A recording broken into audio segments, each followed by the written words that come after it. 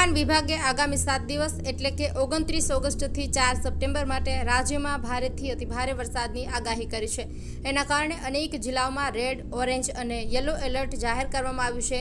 આજે સુરત, તાપી અને નવસારીમાં ભારેથી અતિભારે વરસાદને લઈને રેડ એલર્ટ આપવામાં આવ્યું છે, જ્યારે અરવલ્લી, મહીસાગર, ખેડા, પંચમહાલ, ભરૂચ, નર્મદા, ડાંગ, વલસાડ, દમણ, દાદરા અને નગર હવેલીમાં છૂટાછવાયા સ્થળોએ ભારે વરસાદને લઈને ઓરેન્જ એલર્ટ આપવામાં આવ્યું છે। સાબરકાંઠા, ગાંધીનગર, અમદાવાદ, આણંદ, વડોદરા, છોટાઉદેપુર, દાહોદ, ભાવનગર, અમરેલી, ગીર સોમનાથ અને દીવમાં છૂટાછવાયા સ્થળોએ હળવાથી મધ્યમ વરસાદને લઈને યલો એલર્ટ આપવામાં આવ્યું છે।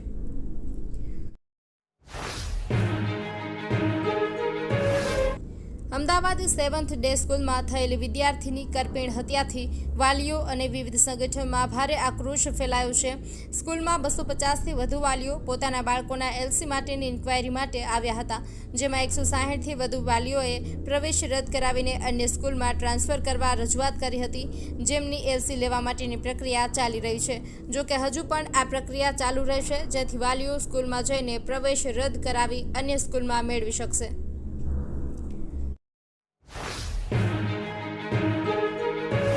ગુજરાતની સંસ્કારી નગરી તરીકે ઓળખાતા વડોદરા શહેરમાં ફરી એકવાર શાંતિ ભંગ કરવાનો પ્રયાસ થયો છે। શહેરના ન્યાય મંદિર વિસ્તારમાં આવેલા ભગતસિંહ ચોક નજીક દૂધવાલા મહોલ્લામાં ગઈકાલે રાત્રે 11:30 વાગ્યે ગાડીના હોર્ન વગાડવાની નજીવી બાબતે બે કોમના લોકો આમને સામને આવી ગયા હતા, જેના કારણે ભારે બબાલ સર્જાઈ હતી। આ ઘટનાથી વિસ્તારમાં તણાવનું વાતાવરણ ફેલાયું હતું અને લોકટોળા એકઠા થયા હતા।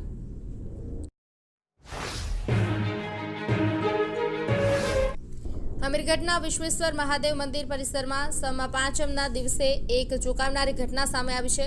બનાસ નદીમાં સ્નાન કર્યા બાદ મહિલાઓ મંદિર પરિસરના બાથરૂમમાં કપડાં બદલાવતી હોય છે, ત્યારે બાથરૂમમાં સ્ત્રીના વેશમાં પુરુષ ઝડપાયો હતો। મહિલાઓ સહિત લોકોએ તેને ઝડપી મેથી પાક ચખાડી પોલીસના હવાલે કર્યો હતો।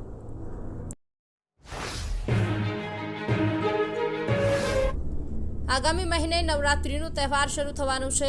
ભક્તિ અને ઉપવાસના આ તહેવારમાં ગરબે ઘૂમતા હોય છે। રાજ્યમાં વિવિધ પાર્ટી પ્લોટો અને ક્લબના નવરાત્રિ મહોત્સવનું આયોજન કરવામાં આવતું હોય છે, જેમાં યુવક યુવતીઓ ગરબા રમવા માટે જતા હોય છે। ત્યારે વિશ્વ હિન્દુ પરિષદ અને બજરંગ દળ દ્વારા નવરાત્રિના તહેવારમાં ગરબાના આયોજકે પાર્ટી પ્લોટ અને ક્લબની બહાર પ્રવેશ દ્વાર પર તમામ ખેલૈયાઓનું હિન્દુ પ્રથા પ્રમાણે તિલક લગાવીને પ્રવેશ આપે તથા એન્ટ્રી ગેટની બહાર વિધર્મીઓને પ્રવેશ નથી એવી જાહેરાત કરતા બોર્ડ કે બેનર્સમાં સૂચના લગાવવા જણાવ્યું છે। જામનગર શહેર જિલ્લા કોંગ્રેસે આજે પત્રકાર પરિષદ યોજી વોટ જાગૃતિ અભિયાનની જાહેરાત કરી હતી। આ અભિયાન 1 સપ્ટેમ્બરથી 16 સપ્ટેમ્બર સુધી શહેરના તમામ 16 વોર્ડમાં યોજાશે। જામનગરના પૂર્વ સાંસદ વિક્રમભાઈ માડમે જણાવ્યું કે કોંગ્રેસ નેતા રાહુલ ગાંધીએ પુરાવા સાથે ચૂંટણી પંચ અને ભાજપના કથિત વોટ ચોરીના ષડયંત્રને ઉજાગર કર્યું હતું।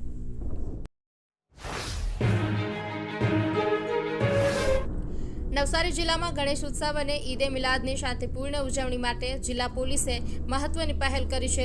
જિલ્લા પોલીસ અધિક્ષક રાહુલ પટેલની અધ્યક્ષતામાં ગણેશ સંગઠનો અને મુસ્લિમ આગેવાનો સાથે બેઠક યોજાઈ હતી। પોલીસે 3 વાત તમારી 3 વાત અમારી અભિયાન અંતર્ગત આ બેઠકનું આયોજન કર્યું હતું।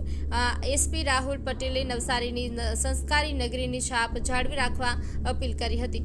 તેમણે જણાવ્યું કે આ છાપને બગાડવા દેવામાં નહીં આવે। પોલીસે આ વર્ષે નવી પહેલ શરૂ કરી છે। ગણેશ વિસર્જન દરમિયાન શ્રેષ્ઠ પ્રદર્શન કરનાર મંડળોને સન્માનિત કરવામાં આવશે। આ પહેલથી મંડળોને શિસ્તબદ્ધ ઉજવણી માટે પ્રોત્સાહન મળશે।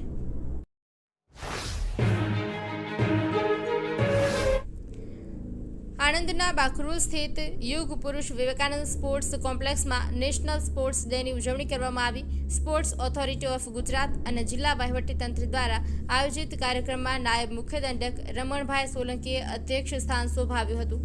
કાર્યક્રમમાં રાજ્ય અને રાષ્ટ્રીય કક્ષાએ ઉત્કૃષ્ટ પ્રદર્શન કરનાર જિલ્લાના રમતવીરોનું સન્માન કરવામાં આવ્યું હતું। આ વર્ષે નેશનલ સ્પોર્ટ્સ ડેની ઉજવણી હર ગલી હર મેદાન ખેલે સારા હિન્દુસ્તાન ખેલે ભી ઓર ખિલે ભી થીમ આધારિત કરવામાં આવી હતી।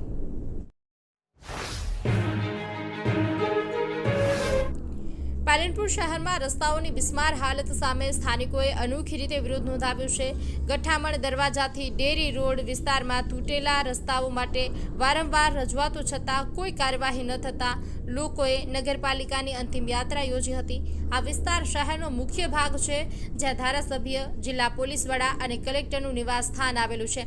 સામાન્ય વરસાદમાં પણ રસ્તાઓ પર ખાડાઓ પડી ગયા છે. સ્થાનિકોએ રસ્તાના રિનોવેશન માટે અનેક વખત રજૂઆતો કરી છે.